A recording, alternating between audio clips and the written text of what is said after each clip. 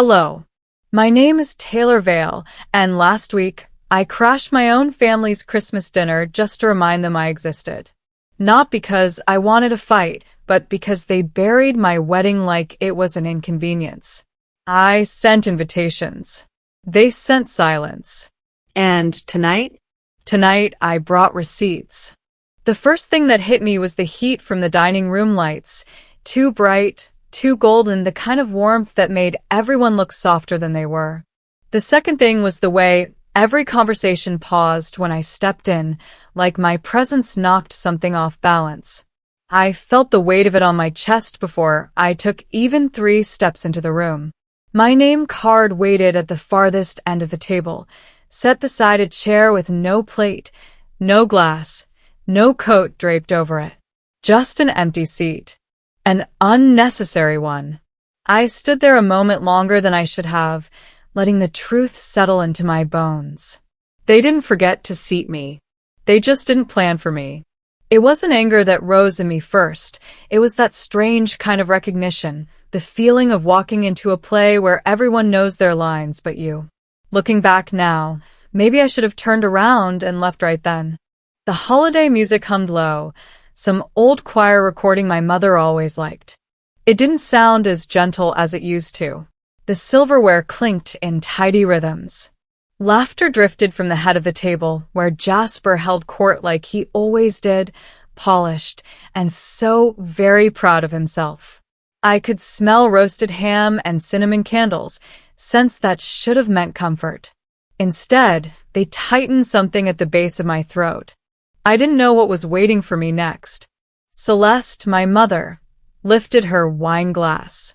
Her smile was perfect, the kind women practice in mirrors. Jasper's wedding was truly this family's pride, she said, voice ringing bright enough for every corner of the room. People nodded, hummed, raised their glasses in agreement. Even the chandelier above us seemed to shimmer at her command. I sat down quietly. The chair beside me stayed empty, its silence louder than any greeting I didn't receive. The candle in front of me flickered lower than the others, wick shorter, flame weaker. It should have been funny. Instead, it stung in a way I couldn't name at first. They made room for me, yes, but only the bare minimum. Only what was polite. That's where it all started. Ambrose, my father, carved the turkey with the kind of focus men use when they're avoiding something. He looked up once he sensed the pause in the room, and when his eyes landed on me, he gave a smile that never reached the rest of his face. "And you, Taylor?" he asked, sliding another cut of meat onto a platter. "When's your turn?" My fingers curled slightly around the napkin. Not in shock, no. That wasn't new. What hit me was the familiarity of it. The casual dismissal. The expectation that I'd laugh it off like always. Not disbelief. Recognition. They never asked because they never cared to know. A pulse beat inside my jaw as I lifted my head. For a second, I wondered if anyone else felt the shift in the air. The pressure building under my ribs. The way the past 6 months sat on my tongue like a weight refusing to dissolve. I met my father's eyes, steadying myself, feeling hollow and strangely anchored at the same time. "I already got married," I said.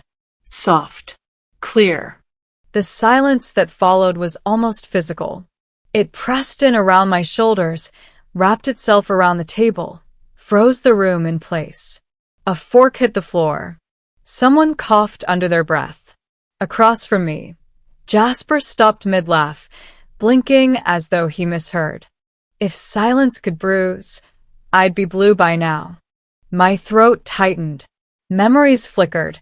Birthday dinners where I sat at the extra spot.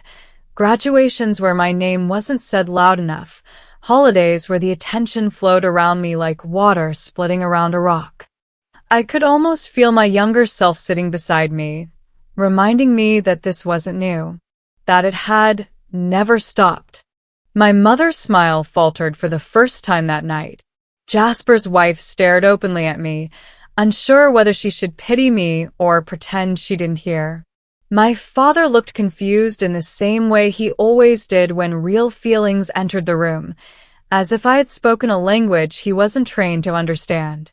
I kept my gaze steady, refusing to soften. I didn't apologize. I didn't explain. I didn't offer them an excuse to use later. My pulse thudded once, twice, like a warning inside my ribs. I wasn't forgotten. I was optional. A strange calm washed over me then. Not peace. No, not that. More like acceptance. The kind that comes when you realize the ground you're standing on was never meant to hold you. I stared at them, all of them, letting the moment breathe, letting them sit with a truth they had never bothered to ask for. When my mother opened her mouth next, I already knew what she would do. She would pretend my words were a joke. Because denial was the family language. Because it was easier than admitting they'd erase me long before I ever walked out of their door. But I wasn't the same person who used to swallow their version of me. Not anymore.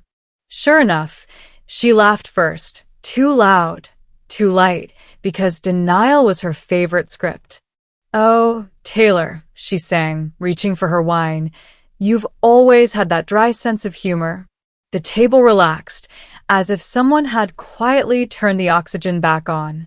Laughter resumed, forks lifted, and just like that, my truth was swept into the folds of holiday cheer like an offhand comment no one wanted to unpack. She weaponized politeness, like a blade wrapped in satin. I sat still, my hands folded beneath the tablecloth, feeling the weight of every eye that carefully avoided mine. Not even Jasper looked over. He raised his glass instead, a toast that served as a full stop to any further disruption. His wife clinked hers with his and smiled like nothing had ever cracked. That's where the air got thicker. I wasn't going to let it end there.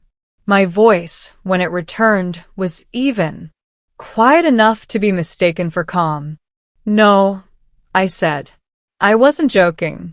I've been married for 6 months. Celeste didn't miss a beat. She was already pouring wine into someone else's glass, smiling without looking up.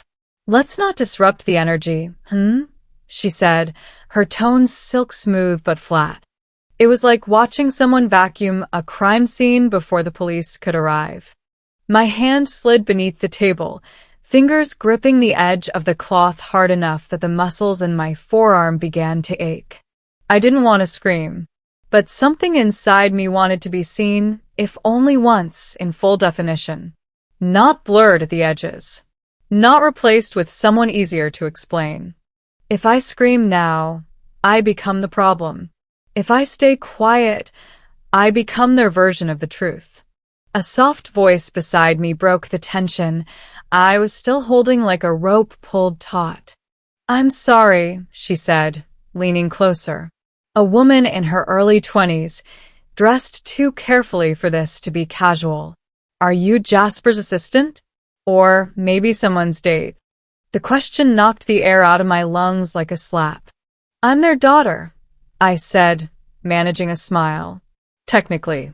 She blinked, the color draining slightly from her face. "Oh, God, I just didn't see her name on the invitation." "No harm done," I whispered, but the words scraped on the way out. Not lost. Erased. I excused myself not long after. No one stopped me. No one asked where I was going. The hallway beyond the dining room felt colder, as if the lights didn't quite reach there. My heels tapped softly against the hardwood, echoing just enough to remind me how empty this part of the house had always felt. In the kitchen, I leaned against the counter and pulled out my phone. I opened the USPS tracking app. My fingers moved quickly, almost like muscle memory. For packages. For signatures. All marked received. My heart didn't race. It didn't need to. They said they never received them. But they did. And she signed. I screenshot the delivery confirmation. I opened my email, typed the subject line. In case I doubt myself again. I attached the image and hit send. It wasn't for proof. Not anymore. It was for me. A tether, a lifeline for the next time they tried to tell me the sky wasn't blue. I stood there for a moment, staring out the kitchen window. The garden looked exactly the same as when I left it years ago. Trimmed, neat, untouched by time. I wondered how many truths had been buried out there, beneath the roses. When I returned to the table, no one noticed. The conversation had moved on to Jasper's job promotion, and someone was talking about their real estate investments in Charleston. Celeste turned her face toward me and smiled like we hadn't just erased 6 months of my life together. "Let's toast again," she said. "To Jasper and Victoria. To the future of this family." My hand trembled slightly as I raised my glass. Not enough to spill, just enough to feel it. Across the table, Jasper didn't meet my eyes. He was already nodding at the next thing someone said, like none of this had touched him at all. It wasn't just silence anymore. It was strategy. The glass was still in my hand when I stood up. I didn't excuse myself. I didn't soften my chair scrape against the hardwood. I just walked away from the table, letting their voices blur behind me. It struck me how easily they carried on, how quickly the moment closed over my truth like water swallowing a stone.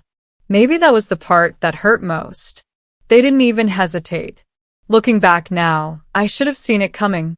The hallway felt cooler than the dining room, quieter too, like stepping into a different season.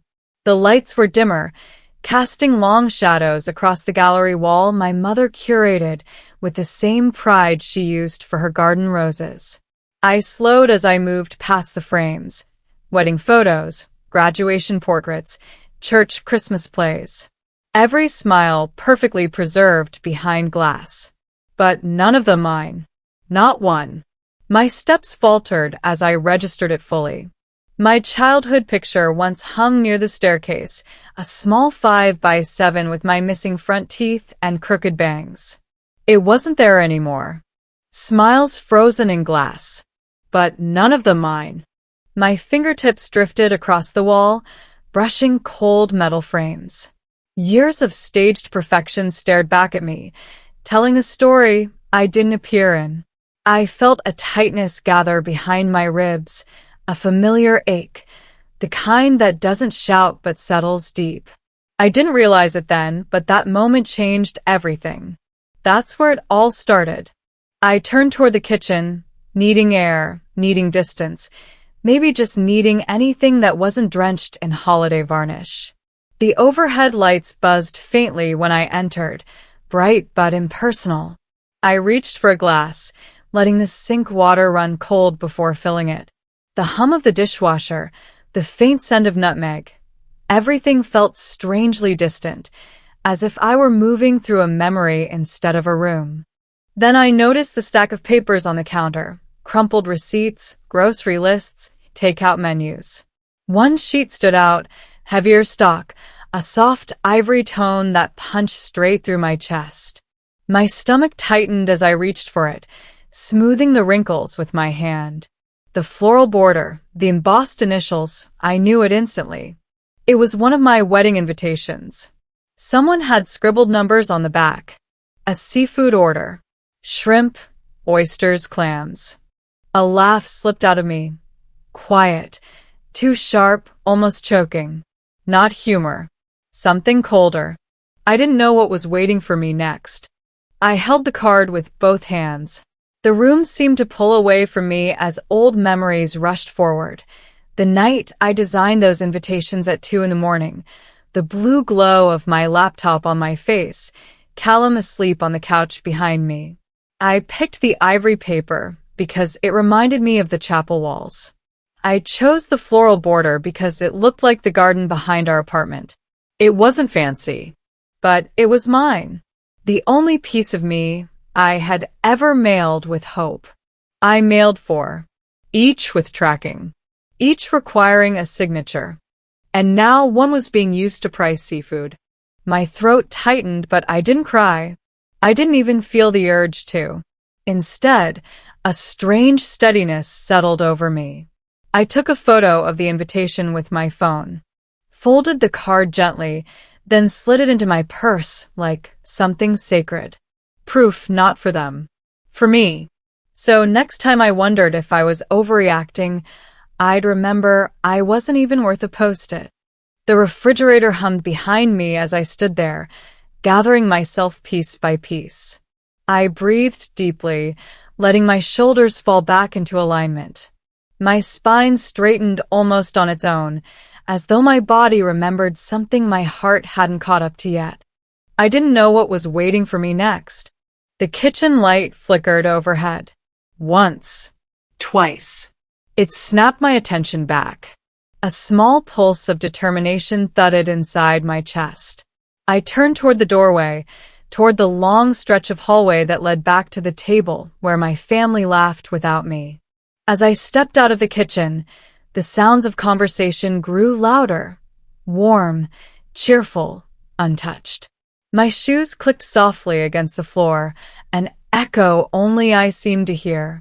They were done pretending I belonged. And now so was I.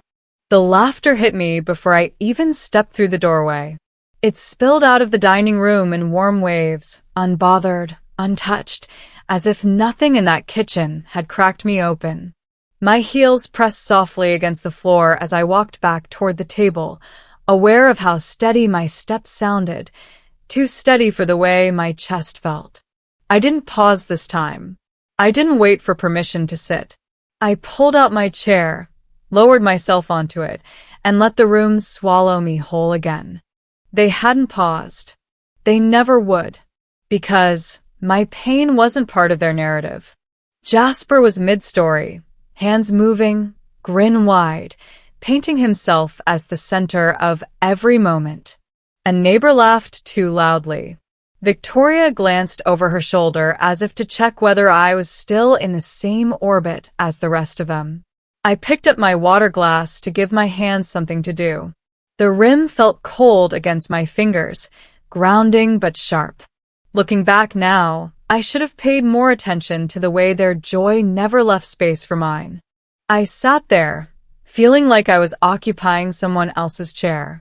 My shoulders were square, but something inside me floated just out of reach, as if I were watching my own presence from the corner of the ceiling.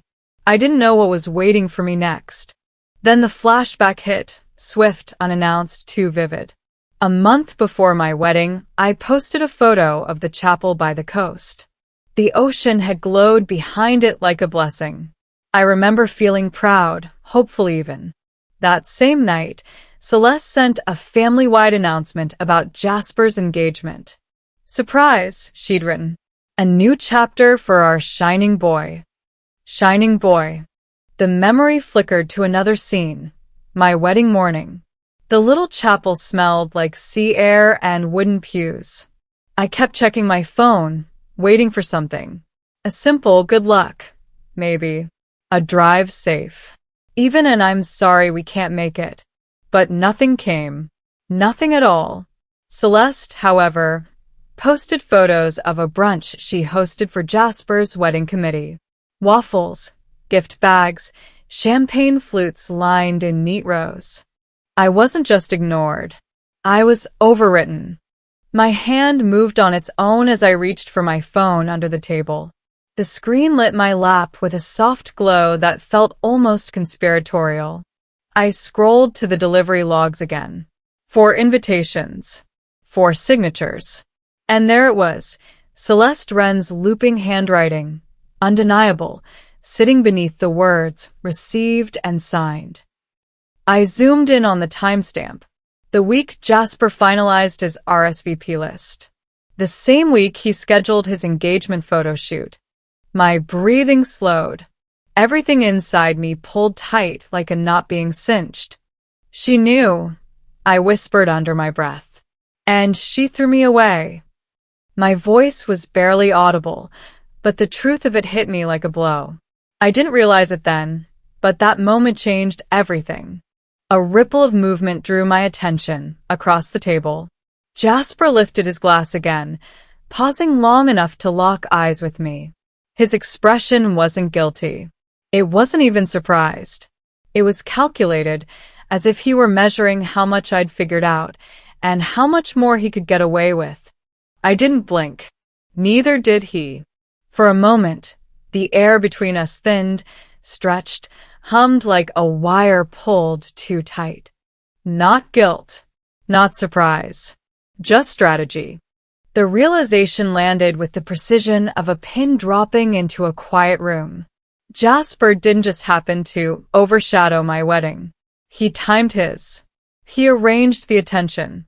He made sure mine disappeared without anyone ever asking why. This wasn't random. It was orchestrated. My phone felt heavy when I placed it on the table. The wood beneath my fingertips felt unfamiliar, as if I'd never touched anything here before, without flinching. The candlelight flickered, throwing brief shadows across my hands. I turned my head slowly toward him. You made sure no one would talk about mine before yours, didn't you? A few people at the table went quiet. Forks hovered midair. Jasper didn't flinch. He didn't even pretend to misunderstand. Timing is everything, he said. His tone was low, casual, like he'd just given advice to a coworker instead of admitting to erasing his own sister's life event. The truth hit me harder than his words ever could.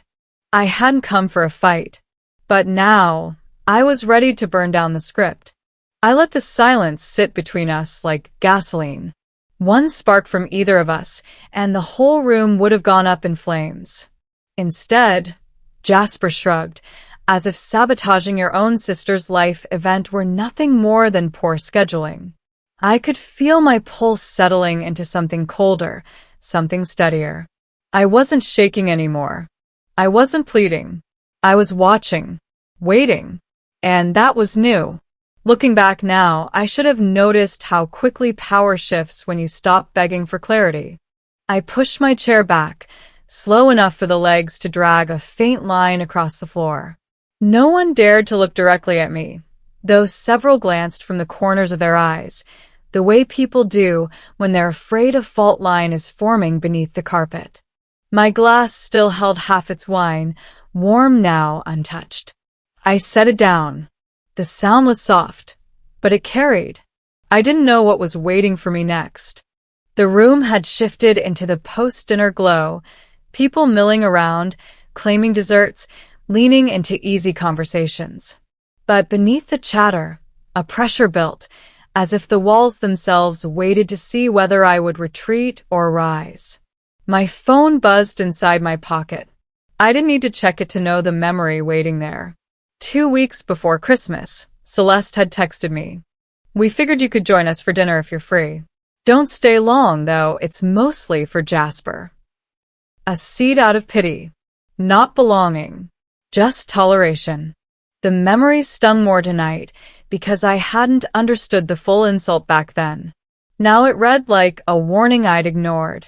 I breathed in slowly, letting that truth settle before I moved. My hand brushed the edge of the buffet as I walked toward it, pretending to study the neatly arranged gifts. That's when I saw it.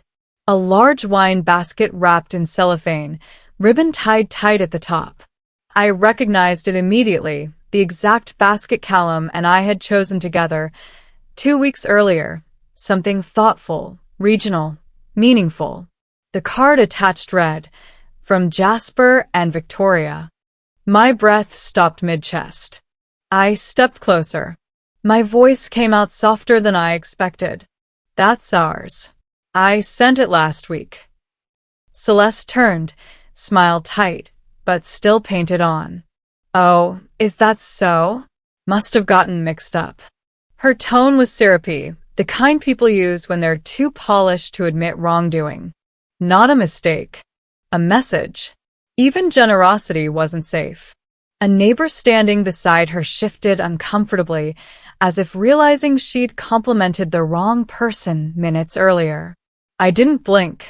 I didn't back down. Something inside me clicked into place, like a lock sliding open. I turned toward the table. Just for the record, I said, loud enough to cut through the noise. The gift everyone was just admiring was from me and Callum. The room stilled. A few confused glances. One uneasy cough. Even Ambrose's carving knife paused in midair. I added. I signed the card. It was removed. Celeste inhaled to speak, but I lifted my hand, not stopping her, just signaling that I wasn't done. That tiny motion unsettled her more than raising my voice ever could have. Looking back now, that should have told me everything. I walked directly to her. Steady steps, no tremor left in my knees. You erased one wedding, I said quietly. You don't get to erase this moment too. Her smile flickered. Not fully gone, just cracked along the edges. Taylor, sweetheart, you're overthinking. I cut her off with a look. No. I'm finally thinking clearly. Behind her, Jasper exhaled sharply as if bored with the confrontation. He muttered, Come on, this is getting ridiculous. I turned my head toward him. What's ridiculous is pretending this family doesn't know exactly what it's doing. He opened his mouth again, but this time it was my stare that shut him down. They weren't used to me interrupting the narrative. They weren't used to me refusing the quiet role I'd been expected to play since childhood. I didn't realize it then, but that moment changed everything. The gift basket sat between us. I reached for the tag, pinched it between my fingers, and peeled it off the ribbon. The card was thick stock, monogrammed in a style Jasper's wife preferred. Someone had taken time to replace mine. I folded the tag in half, then in half again, then once more, until it was nothing but a small, dense square. Their eyes followed the motion like witnesses to something they couldn't unsee. I dropped it into the trash can by the wall. The sound was soft but decisive. You can't mislabel something and pretend it was yours, I said. My voice didn't rise. It didn't tremble. It simply told the truth. For a long moment, no one moved. The weight of the room shifted toward me, slowly, reluctantly, but unmistakably. That's where it all started. That was the last time I let them rename my story, I told myself. And maybe for the first time that night, I felt something close to certainty. The room never truly recovered from what I'd said, even if everyone pretended otherwise. A heaviness clung to the walls, something thick enough to taste. I could feel eyes brushing against my back as I moved, the way people stare at a fire they don't want to admit they started. I wasn't afraid anymore. Certainty had settled into me like a second spine. I didn't raise my voice. I didn't storm out. I simply stood there long enough for the truth to sting. Looking back now, I should have noticed the shift in Jasper's expression, the faint tightening at the corner of his jaw. He moved first. Of course he did. He always stepped in when he sensed attention slipping from him, like someone grabbing a microphone before the room went quiet. All right, everyone, he called out, tapping his glass with a spoon. Let's show the highlight reel for the year. A murmur of interest rose from the guests. I stayed where I was, one hand resting lightly on the back of my chair. My heart didn't race. It just thudded once, solid, as if bracing for impact. I didn't know what was waiting for me next. The living room lights dimmed. A soft glow from the projector flickered on the wall, illuminating the first image. Jasper and Victoria, dressed in white and gold, walking down the steps of their venue. The crowd let out a gentle wave of approval. Someone whispered, "Such a perfect couple." Photo after photo cycled across the wall. His first dance, her bouquet toss, their sparkler exit. All choreographed, all polished, all curated. Then Celeste's voice cut through the dim room. "And that gorgeous decanter set for Mom and Dad," she said proudly as a photo of crystal glassware in their kitchen appeared on screen. A showstopper for sure. My breath caught. The decanter glimmered beneath the kitchen lights, its shape unmistakable. I'd bought that set 2 years ago for my parents' anniversary with my first big paycheck. They'd never thanked me. They'd never even mentioned receiving it. I'd assumed they didn't like it. Now I knew the truth. My name was scraped off one memory and replaced by theirs.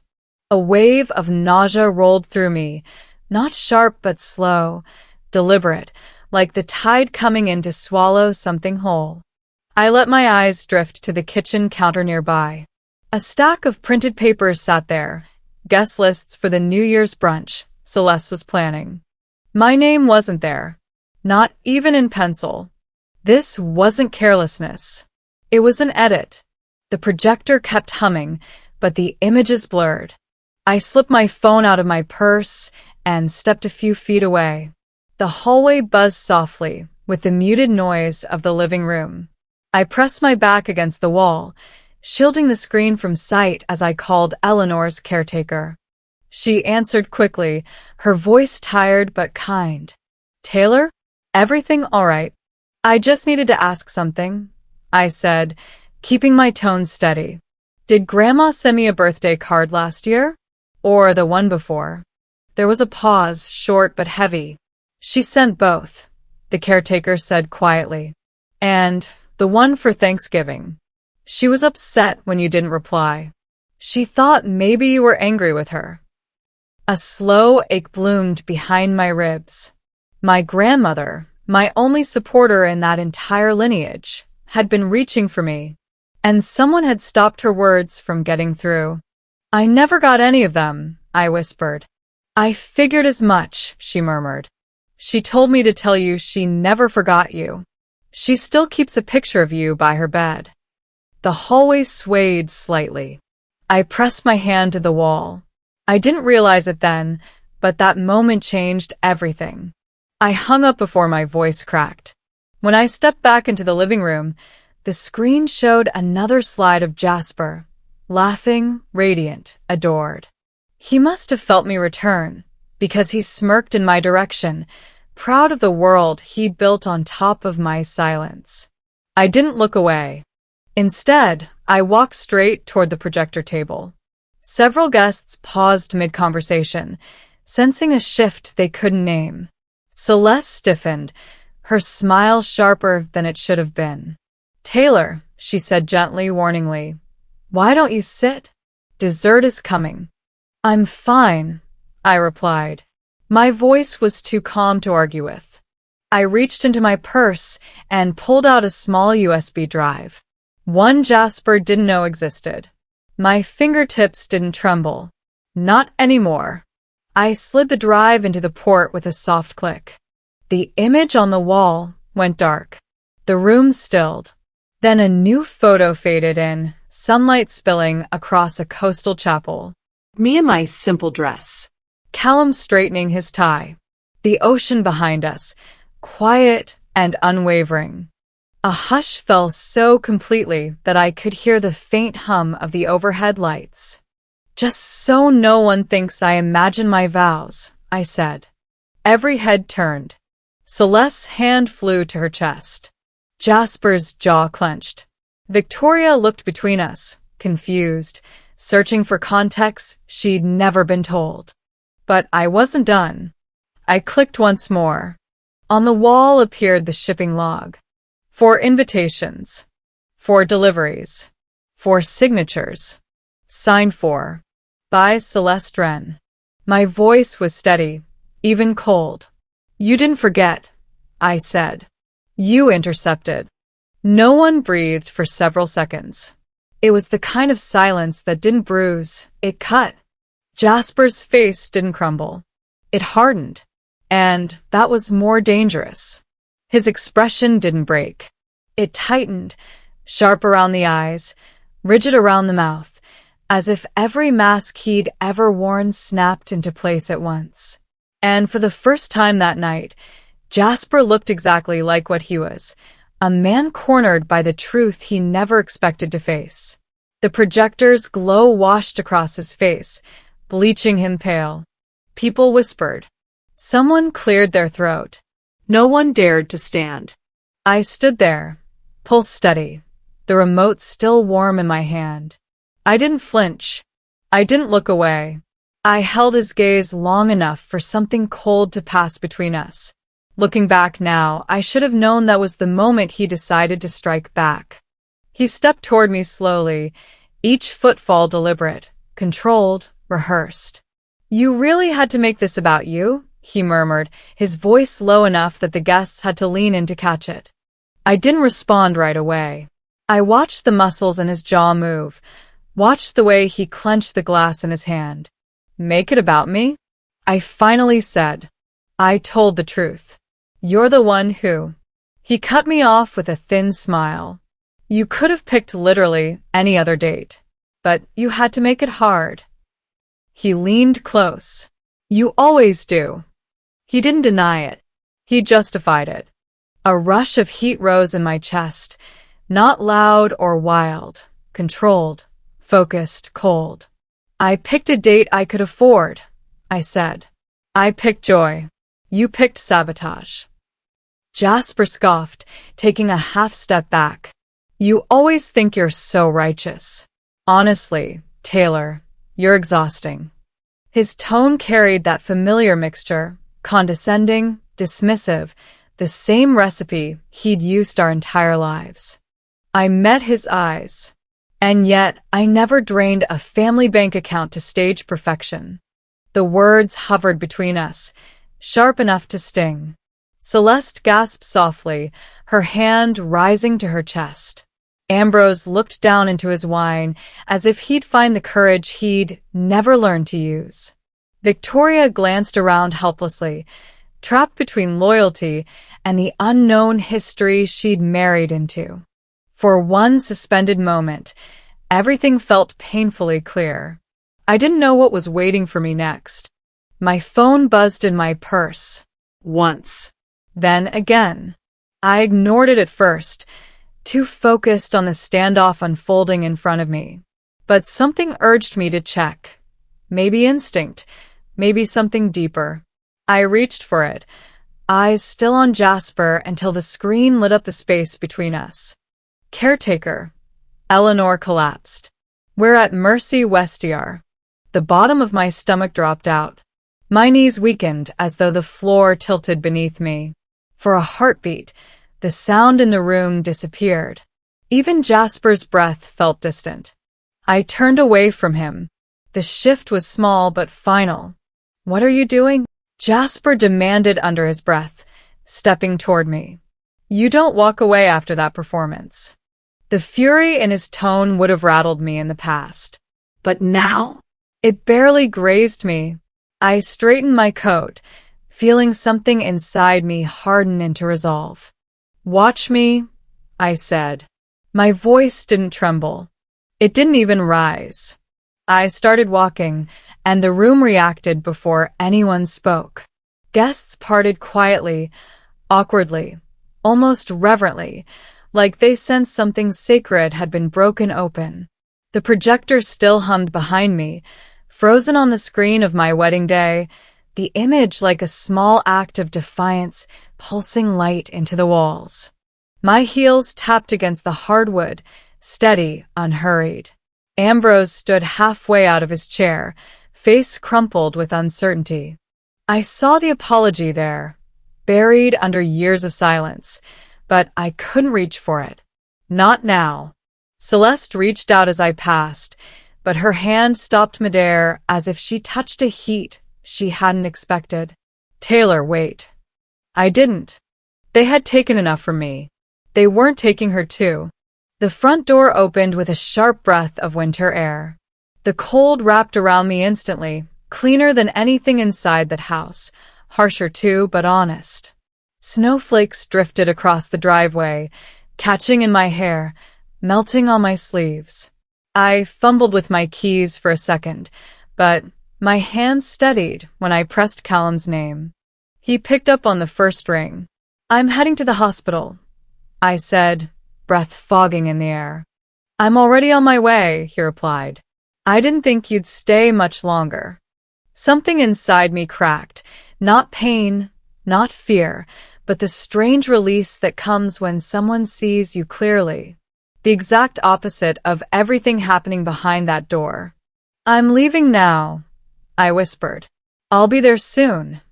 As I stepped into the snow, the house behind me seemed to shrink, not physically, but emotionally, as if something enormous inside it had finally let go of me. Or maybe I had let go of it. I didn't realize it then, but that moment changed everything. Some families talk. Mine rewrites history. But not this time. Mercy West smelled like disinfectant and grief. The kind of sterile sorrow that clung to tile and plastic, too clean to feel warm. I sat alone in the corner of the ER, my coat damp. The snow it once carried now melted into the floor beneath me. The clock on the far wall ticked past midnight. I hadn't noticed the hour until then. The night had stretched itself thin, and I was still sitting in the wreckage of it. My body was here. My rage was still back in that dining room. I watched nurses walk past, their shoes squeaking softly. One carried a clipboard. Another carried a coffee. I envied them for the smallness of their tasks, the way they moved through the moment without its weight.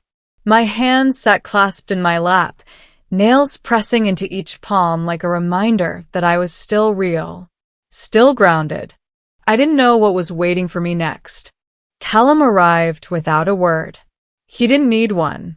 He sat beside me, slid his hand over mine, and stayed quiet. Just presence. Just stillness. The kind of stillness that mattered more than any apology I'd been owed. The clock ticked again. I closed my eyes. My phone buzzed in my pocket, jerking me back. I hesitated before looking. It wasn't the hospital. It was Ambrose. I should have asked you directly. "I'm sorry." I didn't know.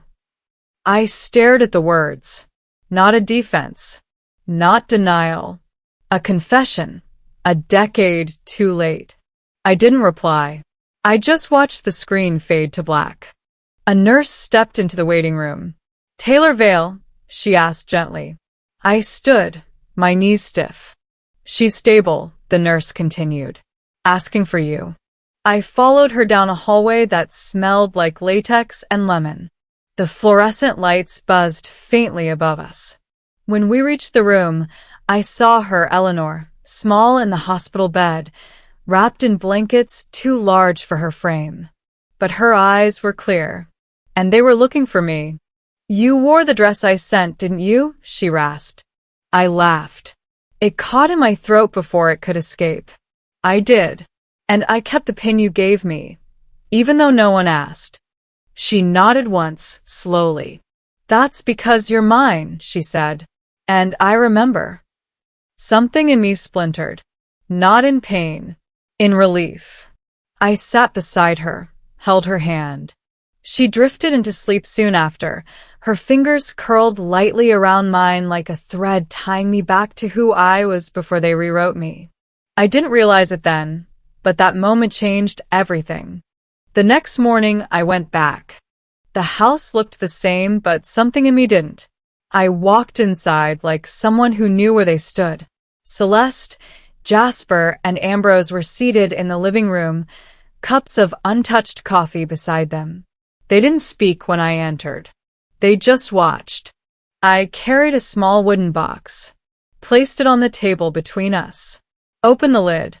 Inside, for wedding invitations, neatly preserved. USPS tracking logs, signed delivery receipts, and a printed email log from the family account, the one showing my announcement opened and deleted. "You didn't forget," I said, my voice calm. "You deleted. You signed. You silenced." Ambrose's had dropped slightly, eyes closing in shame.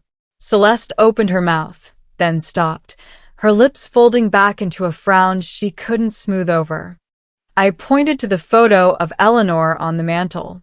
"This isn't revenge," I said. "It's release. For me. And for her." I closed the box gently, set it next to her picture like a returned debt. They didn't move. I turned to leave. "We did you wrong," Ambrose said softly behind me. I see that now. I didn't turn around. That's your way to carry, I replied. Not mine. I stepped outside, the snow still soft beneath my boots. The cold touched my skin, but I didn't flinch. I breathed in, full and steady. Freedom doesn't always feel like joy. Sometimes it just feels like breath. 1 week later, I made breakfast with the windows open, and for the first time, the silence didn't ache. The cold air drifted in, mixing with the scent of coffee and browned butter from the skillet. Callum hummed something under his breath as he flipped pancakes, a tune I didn't recognize but somehow felt familiar. It was one of those slow winter mornings when nothing pressed on your chest except the softness of time. There was no applause, just the sound of air moving freely again. I set 2 plates down on the table and watched steam curl from the pancakes. My fingers brushed the rim of my mug, anchoring myself in that simple moment. I had lived years waiting for loud resolution, for doors to slam or apologies to echo through walls. But healing, I was learning, rarely came with volume. That's where it all started. The week since the hospital had been quiet. No calls from Celeste. No follow-up from Jasper. And from Ambrose. Only that single message that still sat unread in my inbox. I wasn't angry about it, not anymore. Anger had its time. Now, there was only clarity. The kind that settles like snow and doesn't melt quickly. I didn't know what was waiting for me next. Later that day, a small envelope arrived. No return address. Non duriting irakumisa. Inside was the wedding invitation I had left behind in Asheville, the one I'd placed on the mantel beneath Eleanor's photo. No note. No explanation. Just the invitation, crisp and folded with care. Not an apology. Not a return. A surrender. I stood at the kitchen counter and held the card between my hands. For a moment, the weight of all those months returned. The silence, the omissions, the gaslighting disguised as concern. Then I opened the drawer beneath the sink, pulled out the memory box, and added the invitation to it. I clicked the lock shut. I turned to Callum. I don't think I'll be going back. Not for a while. He didn't hesitate. You don't have to explain. They had their chance. They did, I said. And they spent it pretending I wasn't there. The words didn't sting anymore. They simply were. The next morning, I visited the chapel. The small one by the coast, where everything had begun. The wind pushed hard against my coat as I walked the path lined with seagrass. The chapel stood quietly, like a secret only we knew. I stepped inside alone, lit a candle for Eleanor, then stepped back outside and pulled a photo from my coat pocket, me and her, hand in hand, the morning she gave me the wedding pin. I tucked the photo beneath a smooth stone at the altar's base. This is where I was seen, I whispered. This is where I began again. I didn't cry. I didn't need to. The walk back up the path felt different than it had months ago. Lighter. More certain. The wind still cut across my cheeks, but it didn't bite the same way. Forgiveness isn't silence. It's choosing not to bleed for them again. I smiled, full and real. A new chapter ahead. Not erased, simply mine. They didn't miss my wedding. They just chose not to see it. And I no longer need them to. Before you go, let me leave you with this. Sometimes the people who claim to love you the most are the ones who rewrite you right out of the story. But walking away isn't failure, it's freedom. And choosing yourself, especially when your own family won't, is an act of quiet courage most folks never talk about. So, here's my question for you. Have you ever had to distance yourself from someone you loved just to finally breathe?